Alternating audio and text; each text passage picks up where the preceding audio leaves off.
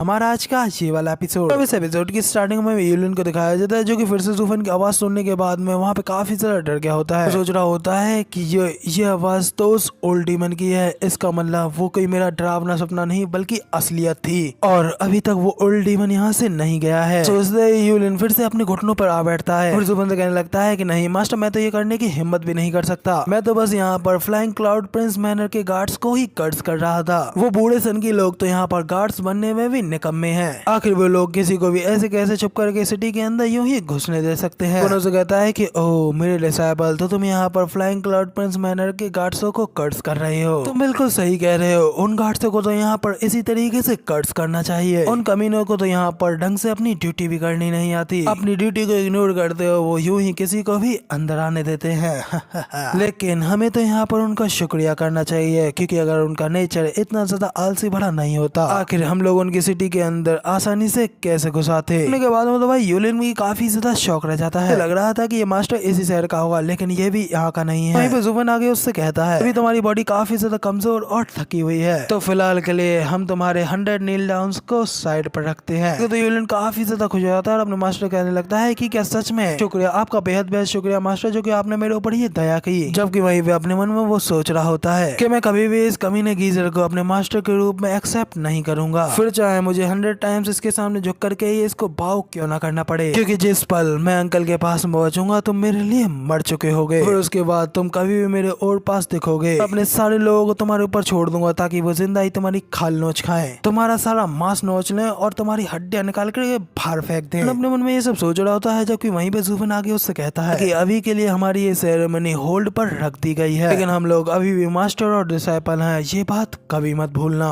इस पे यूलिन भी हंसते उससे कहता है कि हाँ हाँ मास्टर, मैं ये बात कभी भी नहीं भूलूंगा। जूफन दोस्त से कहता है कि मेरे डिसाइपल, मैं इतनी आसानी से बेवकूफ बनने वाला आदमी नहीं हूँ और मैं यहाँ अपनी पूरी तैयारी के साथ में आया हूँ, इसलिए जल्दी से अब अपनी शर्ट उतारो और अपने पेट के ऊपर स्पिरिचुअल एनर्जी को गैदर करो। जूफन की ये बात सुनकर के यूलिन तो काफी ज्यादा शौक रह जाता है। जूफन की बात मान के स्पिरिचुअल एनर्जी गैदर करते हुए अपनी शर्ट उतार करके देखता है, पेट के ऊपर स्कम ऑफ डेमोनिक पाथ लिखा होता है, यानी कि डेमोनिक पाथ का आदमी। यूलिन हैरान होते हुए कहता है कि आखिर ये क्या है? तो जूफन जोर जोर से हंसते हुए कहता है कि हा मेरे डिसाइपल, हम लोग डेमोनिक पाथ के फॉलोअर्स हैं, जो कि हमेशा से ही अनपॉपुलर रहा है, तो इसलिए जो कोई भी यहाँ पर मेरा डिसाइपल बनता है, जाति पर इस चीज की यादगार के तौर पर मैं इन वर्षों को छाप देता हूँ, इसलिए इसको याद करते हुए तुम कभी भी अपने आप को नीचा नहीं करोगे और ना ही ऊंचे सपनों के जालों में फंसोगे। इस सब की वजह से यूलिन को गुस्सा तो काफी ज्यादा आ रहा होता है, बस वो गुस्से में वहाँ पर कांपता ही रह जाता है। पहले अपने इस नए मास्टर के सामने तो उसकी कुछ भी नहीं चलने वाली होती है, इसलिए वो बस उसे इतना ही कहता है कि मास्टर, आपने मुझे पूरी तरीके से बर्बाद कर दिया। मैं तो बस यहाँ पर सैंगवन क्लैन की सुप्रीम ग्लोरी को ही चाहता था, ताकि हम दोनों लोग एक साथ मिलकर के उनके ऊपर राज कर सकते थे। अगर आप यहाँ पर मेरे साथ में सैंगवन क्लैन की रूलिंग को शेयर करना चाहते तो मैं उसके लिए भी एग्री हो जाता, लेकिन आपने तो मुझसे इस पूरे मौके को ही छीन लिया। और उसे कहता है कि ओह शेर, क्या तुम्हारे कहने का मतलब यही है? जो सुनकर यूलिन वहाँ पर और भी ज्यादा शौक रह जाता है और अपने मास्टर से कहने लगता है कि हाँ ऑफ कोर्स, जब तक मुझे सैंगवन क्लैन को लीड करने का मौका मिल सकता है तो तब मेरे मास्टर के रूप में उसका आधा हिस्सा आपका होगा। जिस पर जुबन उसे कहता है कि बहुत अच्छे, कितना ज्यादा डिसोबीडिएंट डिसाइपल है मेरा,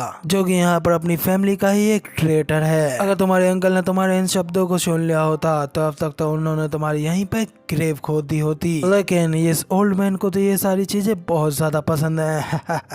तो कहते ही जुबन वहाँ पर अपनी उंगलियों को हल्का सा घुमाता है, यूलिन की छाती पे लिखे हुए वर्ड्स वहीं पे गायब हो जाते हैं। यूलिन में हैरान होते हुए कहता है कि ये तो आखिरकार गायब हो गया। आगे उससे कहता है कि मेरे डिसाइपल, अपने इन शब्दों को हमेशा याद रखना, अब से तुम्हें यहाँ पर मेरी हर बात माननी होगी, वरना अगली बार तुम्हारे साथ में तुम्हारी छाती पर अक्षर दिखने जैसा छोटा काम नहीं होगा, बल्कि शायद फिर तुम यहाँ पर अपनी जिंदगी से ही हाथ धो बैठोगे। सुनते ही यूलिन की तो और भी ज्यादा बुरी तरीके से फटने लगती है। और क्या तुम्हें पता है कि आखिर तुम्हारी छाती पर वो वर्ड्स क्यों अपेयर हुए थे? क्योंकि मैंने यहाँ पर तुम्हारे ऊपर अपना ब्लड कर्स दिया है, कि तुमने देखा युआन की का इस्तेमाल करते ही वो शब्द तुम्हारी छाती पर उभर आए, और जो तुम्हें नहीं पता है वो ये है, तुम्हारी पूरी बॉडी 15 मिनट के अंदर फट जाती, साथ ही तुम्हारी जोल भी पूरी तरीके से खत्म हो जाती। तो मैंने अपने संकोच से ब्लड कर्स को कंट्रोल में नहीं किया होता। क्योंकि तो भाई यूलिन और भी ज्यादा डर के मारे कांपते हुए कहता है कि आखिर ऐसा कैसे पॉसिबल हो सकता है? जुबन जोर जोर से हंसते हुए कहता है कि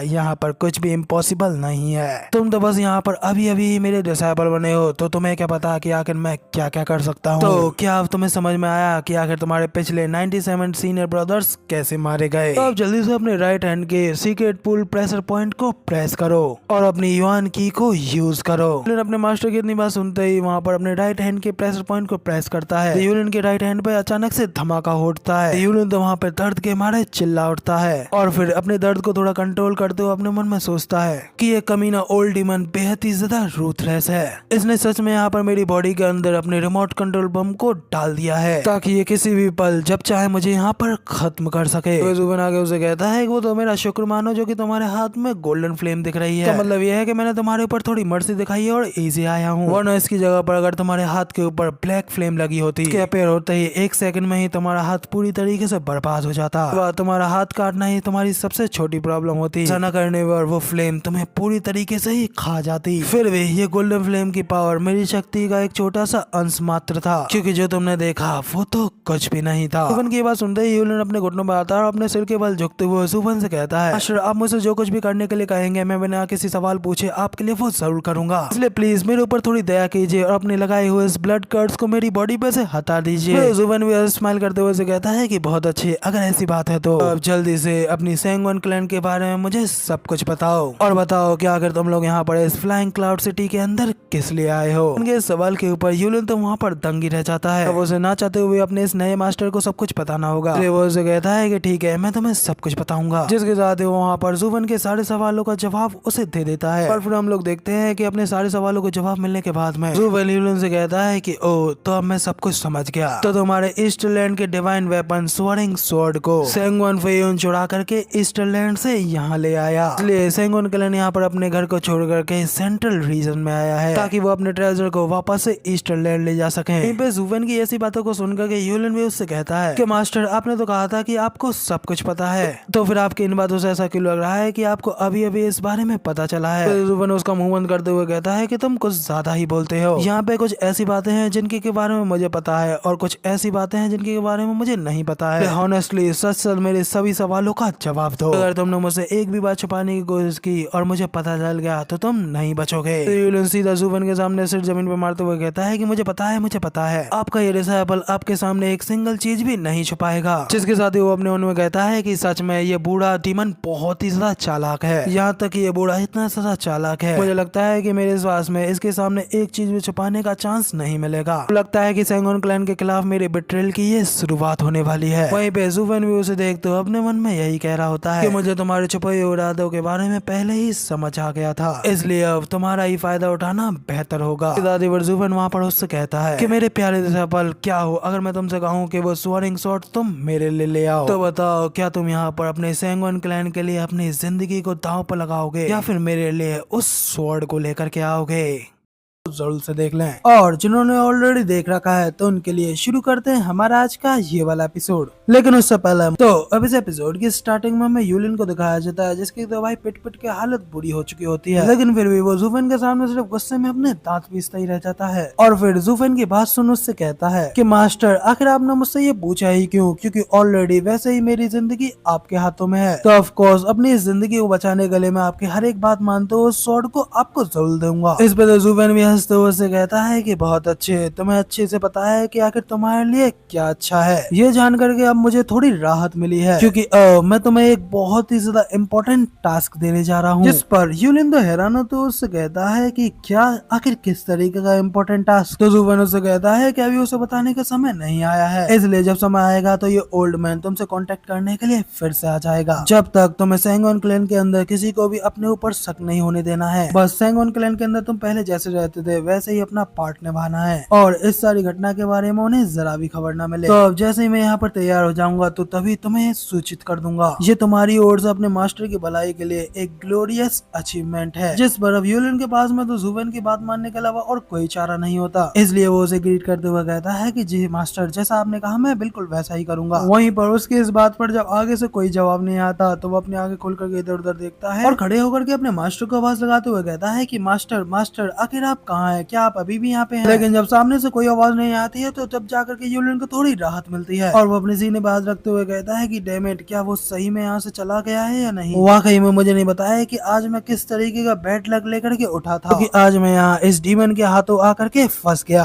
एक ऐसी सिचुएशन जहाँ मुझे बिना पता चले ही गद्दार बना दिया गया और किसी पागल से डीमन ने मुझे यहाँ पर अपना हॉस्टेज बना लिया है। मैं तो बस यहाँ पर अपने उस लवर राइवल को खत्म करने के लिए आया था, तो फिर आखिर अनजाने में ही मैं किसी के हाथ की कठपुतली कैसे बन गया। वहीं पे इतना कहते ही फिर वो वापस ज़ूफेन के घर अपने क्लैन के लोगों से मिलने के लिए जाने लगता है। जबकि उसे वहाँ से जाता हुआ देख ज़ूफेन भी अपने मन में कहता है कि आखिरकार अब मेरे हाथों में एक एक्टिव चेस का प्यादा है और मुझे ज्यादा देर तक ऑडियंस का हिस्सा बनने की जरूरत नहीं है, क्योंकि किसी भी पल मैं इस चेस के गेम को पूरी तरीके से पलट दूंगा।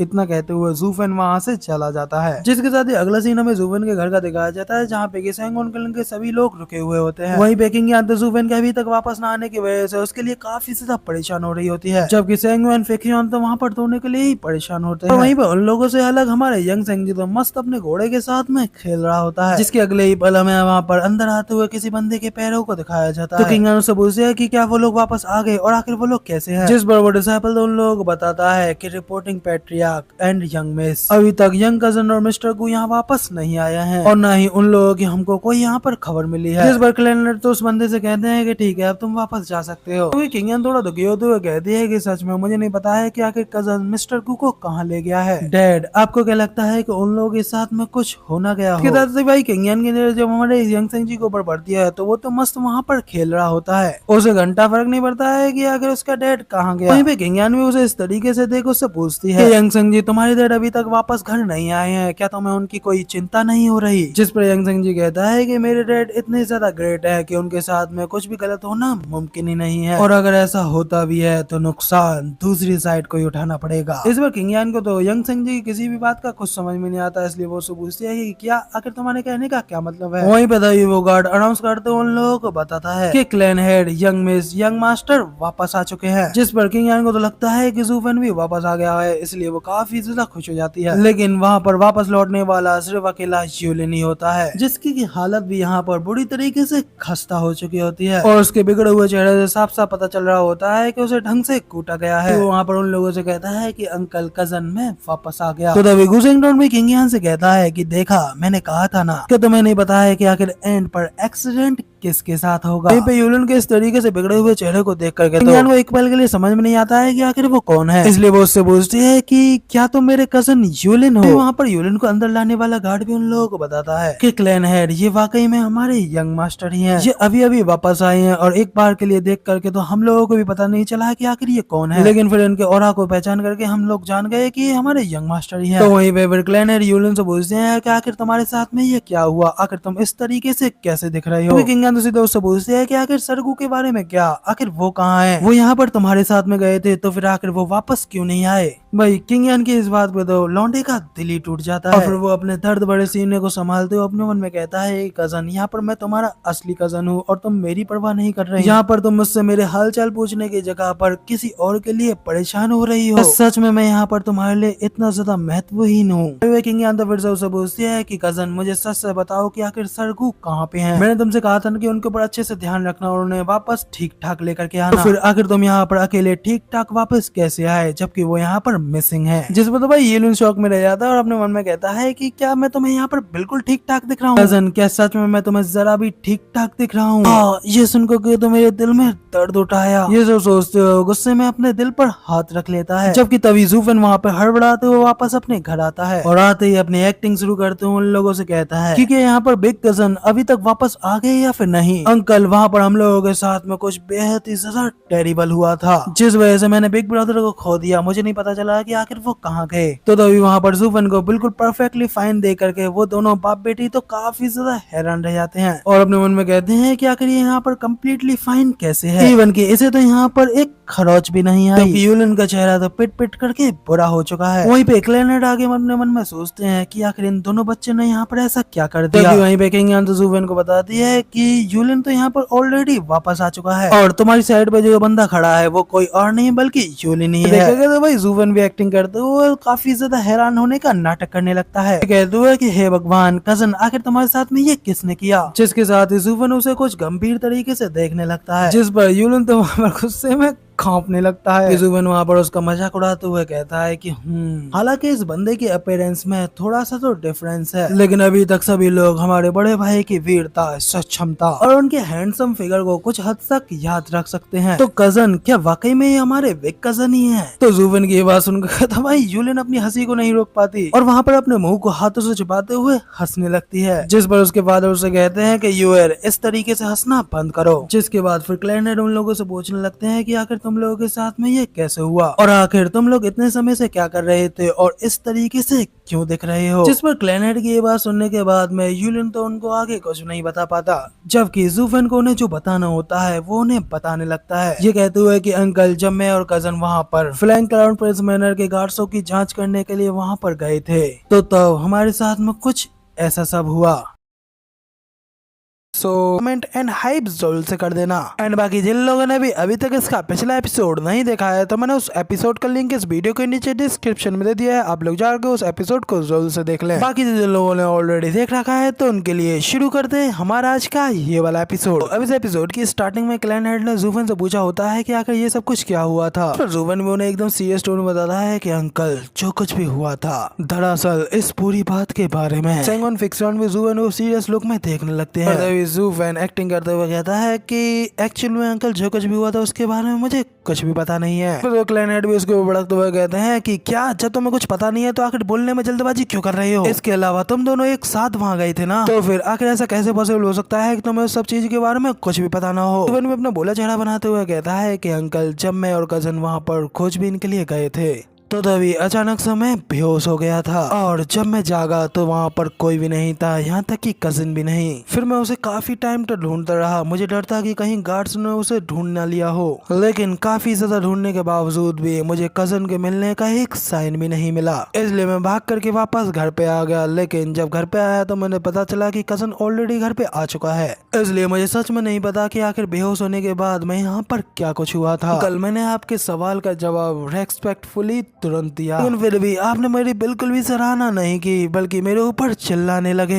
जुफन वहाँ पे इमोशनल तरीके से रोने की एक्टिंग करने लगता है और उनसे कहने लगता है कि क्या आप सच में एक राइटियस क्लैन से है भी। जिसमें भाई जुफन की इस एक्टिंग में तो सेंगन फिक्सन भी पूरी तरीके से पिघल जाता है और जुफन के सामने अपनी गलती मानते हुए कहता है कि जी फैन, प्लीज अपने इस अंकल को माफ कर देना, थोड़ी देर पहले मैं कुछ ज्यादा ही गुस्सा हो गया था, इसलिए प्लीज कृपया मेरी उन बातों को दिल पर मत लेना। तो जुफन क्लैरनेट को और भी ज्यादा इमोशनल करने के लिए कहता है कि अंकल, इस दुनिया में मेरे माँ बाप नहीं है, इसलिए आप सिर्फ मेरे इकलौते एल्डर हैं, इसलिए मेरे पास में आपको कंप्लेन करने का कोई राइट नहीं है। तो क्लैरनेट भी जुफन को थम्स अप करते हुए कहता है कि बहुत अच्छे बच्चे, अब तुम और ज्यादा हमारी सेंगन फैमिली के असली मेंबर लग रहे हो, इसलिए अब ऐसा लगता है कि इस ओल्ड मैन ने बिल्कुल भी कोई गलती नहीं की, तो मैं अपने नेफ्यू के रूप में एक्सेप्ट करके। वहीं पे उन दोनों को देख यूलिन तो हैरान होते हुए अपने मन में कहता है कि व्हाट द हेल, आखिर ये क्या हो रहा है। इस लड़के को तो वाकई में अपना मुंह काफी ज्यादा अच्छी तरीके से चलाना आता है। हालांकि इस लड़के ने पिछली बार अपनी चिकनी चुपड़ी बातों में अंकल को फंसा लिया था, जिस वजह से अंकल ना चाहते हुए इसे अपना नेफ्यू मानने के लिए तैयार हो गए थे, लेकिन अंकल मन ही मन तब इसे काफी ज्यादा नीचे समझते थे। लेकिन अब आखिर ऐसा क्यों फील हो रहा है कि अंकल की अप्रूवमेंट इसे ऑलरेडी मिल चुकी है और उन्होंने इसे पूरी तरीके से अपना नेफ्यू मान लिया है। अगर ऐसा हुआ फिर तो फ्यूचर में सच में इसे छूना काफी ज्यादा मुश्किल हो जाएगा। तभी क्लैरनेट सेंगन फिक्सन को दिखाया जाता है, जो कि यूलिन से फिर पूछने लगते हैं कि यूलिन, ये फैन को तो इस सब के बारे में कुछ नहीं बता, तो तुम बताओ कि आखिर तुम्हारे साथ में ये सब क्या हुआ। तो तभी यूलिन अपने सूजे हुए चेहरे के साथ में कहता है कि अंकल बिल्कुल सही कह रहे हैं, लोगों के सरनेम को हटा दिया जाए तो ये सच में हमारी सेंगन फैमिली के एक मेंबर की तरह है। जिस पर क्लैरनेट उससे कहने लगता है कि यूलिन, आखिर तुम ये किस तरीके की नॉनसेंस बातें कर रहे हो। मैं तुमसे पूछ रहा हूँ कि आखिर ये सारी इंजरीज एग्जैक्टली तुम्हें कहाँ पर और कैसे हुई, और आखिर ये फैन के ऊपर भी हमला करके उसे बेहोश किसने किया। तो यूलिन भी कहने लगता है कि ओह अंकल, तो आप उस इंसिडेंट के बारे में पूछ रहे हैं। अंकल, मैं और ब्रदर गू पेट्रोलिंग करते हुए जंगल के अंदर फ्लाइंग क्राउन प्रिंस मैनर के गार्ड्सों के पीछे गए थे, जो कि काफी ज्यादा सस्पिशियस लग रहे थे। मुझे नहीं पता है कि आखिर वो लोग वहाँ पर क्या सजेस्ट करने का प्लान कर रहे थे, लेकिन मैंने सोचा था कि उन लोगों ने वहाँ पर अपने और भी कई सारे साथी छुपा करके रखे होंगे, इसने कि तुरंत हमारे ऊपर छुप करके हमला कर दिया और घबराहट में मैं केवल अपना हाथ उठा करके सिर्फ और सिर्फ अपना ही बचाव करने में कामयाब हो पाया। लेकिन मैं रियलाइज नहीं कर पाया कि उसके अटैक को ब्लॉक करने की वजह से उसका झटका ब्रदर गू के ऊपर लग जाएगा, जिसके लगते ही ब्रदर गू सीधा वहाँ पर बेहोश हो गया। इसके बाद वहाँ पर एक साथ 6 लोग आ गए जिनका कि मुझे अकेला ही सामना करना पड़ा, लेकिन एक साथ इतने ज्यादा और ताकतवर ओपोनेंट्स का सामना करने की वजह से मेरे पास भी वहाँ से भागने के अलावा और कोई ऑप्शन नहीं बचा। जुवेन भी उसकी बात सुनते हुए अपने मन में कहता है कि वाकई में ये बंदा जीनियस तो काफी है। इस बच्चे को अच्छी तरीके से बताया है कि ऑन द स्पॉट कैसे झूठ बोला जाता है। इस वजह से इसने वाकई में एकदम रीजनेबल स्टोरी बनाई है जो कि हर शक को पूरी तरीके से दूर कर देगी। वाकई में ये बंदा काफी ज्यादा चालाक है। वहीं पे दूसरे क्लैनेट तो यूलिन की बात सुनने के बाद में उससे कहते हैं कि तो तुम्हारा मतलब तुम ये फैन को वहाँ पर पूरी तरीके से अकेला छोड़ के भाग गए, जिस पे तो यूलिन काफी ज्यादा घबराते हुए उनसे कहने लगता है कि नहीं नहीं अंकल प्लीज मुझे इस बात को अच्छे से एक्सप्लेन करने दीजिए। वहाँ पर मेरे सामने एक साथ कई सारे दुश्मन खड़े हो गए थे, इसलिए अगर मैं वहाँ पर ब्रदर गू को भी अपने साथ ले जाने की कोशिश करता तो फिर मैं चाहे कितनी भी ज्यादा कोशिश क्यों नहीं कर लेता, ब्रदर गू को अपने साथ लेकर के वहाँ से एस्केप कर पाना बिल्कुल इम्पॉसिबल होता। और वैसे भी अगर मैं ऐसा करता तो ब्रदर गू हमारी फाइट के बीच में फंस जाते और वहाँ पे मारे जाते, क्योंकि ब्रदर गू के कल्टीवेशन काफी ज्यादा कम है और मुझे डर था कि दुश्मन उनके ऊपर बिल्कुल भी दया नहीं करेगा। इसलिए मैं लड़ाई के दौरान उन लोगों को लड़ते लड़ते अपने साथ दूर ले गया ताकि ब्रदर गू को वहाँ से भागने का कुछ मौका मिल पाए। लेकिन जैसे ही मैं उन पीछा करने वाले लोगों से बच निकला तो मैं वापस ब्रदर गू को लेने के लिए उस जगह पर गया और वापस लौट करके मैंने देखा कि ब्रदर गू वहाँ पर मौजूद नहीं था। इसलिए मैं घर वापस भागा इस उम्मीद में कि वो सुरक्षित होगा, और अगर वो यहाँ पर वापस नहीं आता तो भले ही मुझे अपनी जान जोखिम में डालनी पड़ती, लेकिन फिर भी मैं अपनी जान को दांव पर लगा करके ब्रदर गू को वापस लेकर के आता। तो भाई यूलिन की ये सारी बातें सुनने के बाद में तो जुवेन भी अपने मन में कहता है कि बहुत अच्छे लगता है कि सैंगवन क्लैन के सभी लोग एक्टिंग करने में एकदम हाई क्लास है, लेकिन खैर इस मामले में मैं भी बिल्कुल पीछे नहीं हूँ। बच्चे अगर तुम यहाँ पर एक्टिंग में मेरे साथ में कम्पीट करना चाहते हो तो ठीक है, मैं तुम्हें बताता हूँ कि आखिर असली एक्टिंग किसे कहते हैं। जुवेन भी अपनी एकदम हाई क्लास एक्टिंग करते हुए यूलिन के पास आता है, उसका हाथ पकड़ते हुए रो करके कहता है कि बिग कजन वाकई में तुम्हारी राइटनेस इस बात पर एकदम आसमान को छू गई। आखिर तुम्हारा ये लिटिल ब्रदर इस चीज को एक्सेप्ट कैसे कर सकता है। तो यूलिन भी जुवेन की एक्टिंग को देखते हुए कहता है कि क्योंकि तुम मेरे ब्रदर हो तो फिर आखिर तुम ऐसी बातें क्यों कर रहे हो कि बिग कजन मेरी ये वर्थलेस लाइफ बिल्कुल ही इनसिग्निफिकेंट है, तो फिर आखिर बिग कजन को मेरे लिए परेशान होकर के अपनी जान को जोखिम में डालने की क्या जरूरत है। जब भी मैं इस सब चीज के बारे में सोच रहा हूँ तो मेरा दिल तेजी से धड़क करके बाहर आने के लिए कर रहा है, क्योंकि अगर मेरी वजह से बिग कजन मारा जाता तो मेरी ये जिंदगी तो बिल्कुल ही वर्थलेस हो जाती। तो वही जुवेन की नाक से पानी निकलने लगता है जो कि सीधा यूलिन की उंगलियों पर गिरता है। वही यूलिन में आने जाता है कि आखिर ये क्या कर रहा है। फिर भी अपनी एक्टिंग से पीछे न हटते हुए यूलिन उससे कहता है कि ब्रदर गू हम लोग शपथ के अंदर एकदम ट्रू ब्रदर्स हैं। जुवेन कहता है कि कजन, तो यूलिन भी कहता है कि ब्रदर गू। तरीके से दोनों एक्टिंग करते हुए कजन ब्रदर गू ही कहते रहते हैं, क्योंकि उन लोगों को इस तरीके से देख करके तो किंगर बहराना तो अपने मन में कहती है कि क्या वाकई में दो आदमियों के बीच की बॉन्ड इसी तरीके की होती है। वहीं पे गुसंगटोन भी ये सब देख कहता है कि तेरा देखो तो सही, डैड ने अपनी एक्टिंग के चाल में और भी कई सारे लोगों को फंसा लिया,